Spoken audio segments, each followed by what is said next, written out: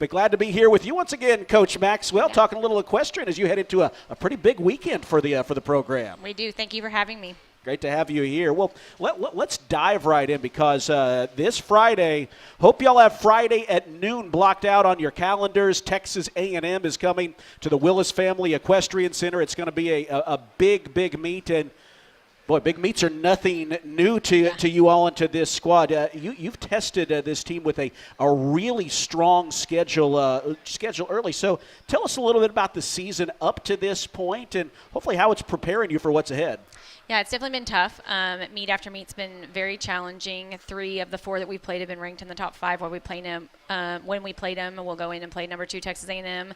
I always challenge the team not to play to the opponent, no matter where they're ranked or where they're not ranked, but just play to the best of their ability. And we're seeing a lot of building off of last spring, the confidence and the pulling together, the work that the team did last year carrying over into this year. So I know we've still got some losses that we've had, but with a lot of forward progress, a lot of growth on the inside, and really, competing well against some really big teams, learning a lot of things along the way, not making the same mistakes, twice. And so a lot of really good growth. That's where our focus is right now. You've had a win against number 6 Fresno State. For the team, obviously winning helps, and you like to learn after a win even more than less. What does your team kind of learn from that process? And particularly that win, how meaningful was it to see some of those growing pains work out in that way? Yeah, absolutely. I think win or lose, whether it's a team loss or a team win, or an individual loss or an individual win, it's hard to do the same thing twice. It's hard to win again. In our sport, every opportunity is different. You're on a new set of horses against a new set of judges, against a new opponent in a new scenario. And so, your ability to, continue to do the same thing twice with all those uncontrollables is challenging. And so, you have to learn from everything. We challenge them not to make the same mistakes twice. If you have a mistake that causes a loss, learn from that, grow from that, go out and challenge yourself in practice and challenge yourself the next time. But definitely those wins, even those individual wins, help build your confidence, and help prepare you for the rest of the season. Our team's been extremely resilient and has done a really good job this past spring carrying into this fall of not making the same mistakes twice. We've been really close. We've lost a lot of points by 1/4 of a point or 1/2 of a point. So we're right there on the edge, and just continuing to push and challenge them until they can cross that threshold. And they're going to get there. Full confidence they're going to get there. This is a question I could ask Coach McGraw as well, but your sport is unique in that you do compete in the fall and the spring semesters. So I'm assuming that sometimes the seasons take on different characters that way. You're not waiting almost 10 months or 9 months in between actual competition. Yes. So I'm curious, you mentioned spring building into this season. How does that work, and then what are you hoping that they can take away from fall into the spring? Yeah, I think the pro from coming off of last spring into this year is that we graduated very few people, very small graduating class. We had a lot of retention, so we have a lot of upperclassmen who we've brought along. Last year the majority of our team, about 41 of them, were freshmen and sophomores. Now that large sophomore class as juniors, so the majority of our team is seniors. So just the dynamic and there's been a shift in leadership, and things like that on the inside. It's been really just cool to see that growth and how it's changed internally with our team. Big thing for us as a sport that competes year-round, and every competition through the fall and the spring contributes to your national championship ranking or your selection, is peaking at the right point in the season. You don't want to have your best moments in the fall. Fall's for growing and for learning. You want to peak in the spring and have your team be at their best then, and so that's what you always strive for, is not to cap out too early. And so we're excited about that this year. You're kind of like in the spring. You're trying to be like Baylor football is right now. Correct. In the month of November, build that resume. So that's what people remember. Well, I recall when we talked to you last year, you were talking about the youth, and I think as we go into the next break, we're going to talk more about the roster and let us get to know them. But let's keep reminding people about Friday at noon. Aaron Bean's here. I know they're working to get people out there. That's a big matchup. What's going to be some keys again? I mean, you mentioned you're not playing to the opponent, so maybe that's a bad question. But what are some things you're really going to be looking for from your squad going up against A&M? Yeah, I think we've only had one home competition, and big win at home. You get a lot of confidence home, and the whole team's there to support you. You get a larger fan base when you're at home. There's a lot of confidence when you're at home. You're on your own horses and things like that. So being able to come back, we've been on the road road against 3 tough opponents, being able to come back home, finish at home for the spring, finish against a really tough team, a team that we lost to last year. There's a little bit of carryover from that. We definitely feel like we owe them one, if you will. But, really for them, it's just we want this to be the highest point of their fall semester, not the highest point of the year, the highest point of their fall semester. Go into the break with a huge win under their belt. It's everything that they've been working for the whole fall. We just keep telling them, your Thanksgiving break, your Christmas break will be that much sweeter. We know when you knock off number 2. Coach Maxwell, we've got some questions from the audience, some familiar faces, certainly to those who are regulars here at the program, and a couple, I think, familiar faces, yes. And, some familiar handwriting yes. for you as well. So let's just dive into their questions right now, shall we? So, hey, Gail asks, this is, I think, a 2-part question here. What is that the schooling that the horses do before each event? Sure. So great question. Since we're riding live equipment, they have to be warmed up, usually more than the athletes, the human athletes themselves, honestly. And so there's about a 30-minute schooling time that is specific for those horses prior to each event's competition. So for the fences schooling, they'll warm up the horses and get their muscles warm, and then they'll jump them over a couple of jumps. So each event looks a little bit different to prepare the horses for that. And it's a combination of us. You'll have riders from the host team that are not competing school the horses, because the warm-up is, that schooling period is specifically for them. And it's a combination of, mentally making sure that they're ready, but also physically making sure that they're warmed up and they're prepared to go into competition. So. They're elite athletes, yes. too. Yeah, yes. It's interesting. Yeah, well, then the second part of that question is, who sets the heights of the jumps, and do those change throughout the year? Great question. They can change within a range. We can jump anywhere from 2 foot 9 inches up to 3 foot 6 inches, and they don't all have to be set at the same height. You can have anywhere from 8 to 12 fences in a course, and they can be at a little bit of varying heights. And so the host team sets the course height, and that depends on the ability of their horses, is how that's determined. Really, we won't jump what's called a full 3-6 course, the highest that we can jump. Until we get to the postseason. And that's just mostly trying to save our horses, just like us, trying to save their joints and their bones so that they can compete for the entire season. With each school, each program potentially doing a little bit different, is that challenging at all, or is that just something you get used to? I think you just get used to it, and we practice for any level of that and any variation of that. Like if we're going to set a fence course, we could have 2 or 3 jumps set at 2.9 and then 2 or 3 set at 3 foot. And so it's up to the riders and really to be adjusting those horses and their scope and their track into that jump. So it's what they're prepared for. Hey, great questions, Gail. Thank you. Thank you very much. All right, Roy asks, you golf and tennis, they recruit from everywhere, around the world, international. Have you ever recruited internationally?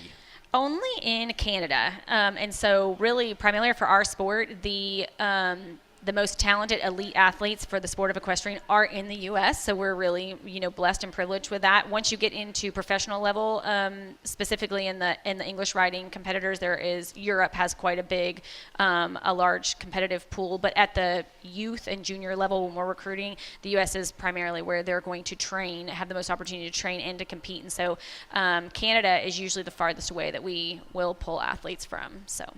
Are there hot spots? Are there areas where you have particular concentrations? There are. Predominantly for our jumping seat events, you'll predominantly see those riders coming from usually the coast, mostly the East Coast, but the West Coast has quite a few really good riders as well. And then the Western riders, mostly from the Midwest, kind of central states, if you will, but they're truly from all over the country. What gives them the benefit of living in one of the areas I just talked about is just more opportunity to train and compete. And so, you're closer to the major competitions and things like that, so you're able to do more because you're just not having to travel as far. Does NCEA growth impact that at all, or how much does that impact NCEA growth? I don't think so. I don't think there's correlation. Gotcha. All right, great question there, Roy. Appreciate that. And a couple of names that are familiar to you. And that first name is Brecken. Brecken. All right. Wants to know, who is your favorite horse and why? I think I get this one every year. I think I've had the same answer every year. Probably Penny. She is my personal horse. We do loan her to the program, but we've had her since she was 4. So we've watched her go through the program at Kansas State when I was coaching there, and then also come to Baylor, and just really is just has a heart of gold, competes in the reining for us. And most horses don't last in the program as long as she has, and she's kind of gotten better with time instead of gotten worse, and so she just holds a special place in my heart. She's all in. She's all in on that. She's all in. Penny. So all she right. loves it. Great question. And then Tatum asks, what competition? Multifaceted question here from Tatum. So first, what competition do you teach, and who are some of the people involved in that? Yeah, probably asking like what event specifically I coach. So we have 4 events in our program: fences, flat, horsemanship, and reining. As the head coach of the program, I coach just the reining event, and there's 9 riders who are in my discipline right now, if you will. Try to keep it like right around 10 for the event that I coach. So, all right. Yeah. I'm sure that's plenty here. It's plenty. Yep. Hey, great questions, everybody. Thanks for sharing those with us. Hey, so we mentioned going back. Obviously, you are competing on Friday. You've had a bye, a little bit of chance to get ready for that. How do you get to spend that extra time, and what's maybe been most beneficial for you getting ready? Yeah, the weekend off. Just a little. Last week, we really had the ability to kind of step back, go back to basics, go back to just some really kind of core memory work with our riders. When you're going in back-to-back weekends of competition, then your primary focus is preparing for the next pattern or the next test that the riders are going to be tested on. We get that information 15 days in advance of a competition, and you don't want to spend too much time on it, but 3 to 4 to 5 practice days is just enough time. And so when you have those back-to-back weeks, that's really all you can do. With us having the bye weekend last weekend, we spent the week coming off of SMU, just kind of really going back to basics, like I said, getting back to some of our foundational work, and this week really focusing on the prep work for Texas A&M, getting into those specific tests and course and stuff, and just doing some fine-tuning. So that is really nice to have the ability to breathe a little bit and build yourself back up. We know for our student athletes, this is a busy time of year anyway. There's those projects that are coming due before Thanksgiving, so you sometimes hear coaches talk about, just kind of keeping everyone's focus. Is that a challenge, or does having number 2 come to town, does that solve some of that for you? It is a challenge. I think this point in the season is just tough for a sport that goes year-round. Honestly, we actually just talked to our athletes about this Tuesday a week ago in our team meeting. Just, combination of the time change and the professors trying to give them exams right before they go on Thanksgiving break, and and then they've got to get ready to compete. There's just a lot of it's sick weather. It's a lot of factors, and so just trying to get them to take it, to plan ahead, but take it one task at a time and not let themselves get overwhelmed. And that's part of life of being a student athlete. Just sometimes you're busier than others. And so there's light at the end of the tunnel for us. We get through Friday, and then they get to walk away for, about 10 days and before they have to come back and focus on finals. And so it'll be a much deserved break when they get there. Talk Equestrian here tonight. And let's, for fans who are going to make it out, they get to know your team. As you mentioned, a lot of returning players, that youth is growing in experience. Let's take us through your team and who some of the leaders are. Let's start off in horsemanship. Yeah, horsemanship, we've got 3 seniors who are starting who have been some continuous faces for us. Gianna Posey, Alexis Rutledge, Natalie Vasquez. You're going to see, all of them back in the lineup this week. And so those have been some pretty continuous players for us over the last 3 and 4 years. What about flat? Flat and fences, honestly. There's a lot of crossover there. On the jumping seat side of things, you see a lot of the athletes who do both events. And so on that side of the fence, you're going to see Maddie Mitchell, 5th year returning for us, who's been, pretty dominant in both events. Been really, really strong in the flat for us this year, especially. Lauren Reed is someone who crosses over, in both events. And then you've got some Lauren Jorgensen also be competing in both events. She's a junior for us, seeing herself in the lineup more and more this year. And then some younger ones coming in behind them. How have you seen, obviously as you grow in experience, hopefully some of those external things like leadership and areas you can develop as well. How have you seen that grow over the last year or so on your team? It's grown a lot. I think for our sport, while riding horses and the events are a parallel, into college. What's new when they come to college is catch riding and getting on a different horse every time, not being able to prepare on their own individual horse. So their comfort level, their confidence in that comes with time. So you watch an athlete, everybody's adaptation to that when they come to college is very different. Some get it in a week, some it takes a year, and that's completely fine. We meet them where they are. But from a competitor standpoint, you watch them really grow in that confidence, grow in that adaptability. The longer they're on the roster, the longer they're on the program. So you get into those juniors, seniors, 5th years, and they're very fluid in their adaptability to different scenarios, home and away, riding different horses, different circumstances. And, you really look to them to relay back their experiences, how they've dealt with things and pass that on to the younger athletes. It's really cool to watch. We mentioned the challenging schedule you've played so far. I think, 4 of the top 6 programs in the nation. Yeah. And you're going to see some of them again, home and home in the Big 12. Yes. So you're going to see TCU and Oklahoma State again, Fresno State again in the spring. So I'm curious, obviously for both teams it's a rematch, but what challenges, what opportunities does that present your athletes?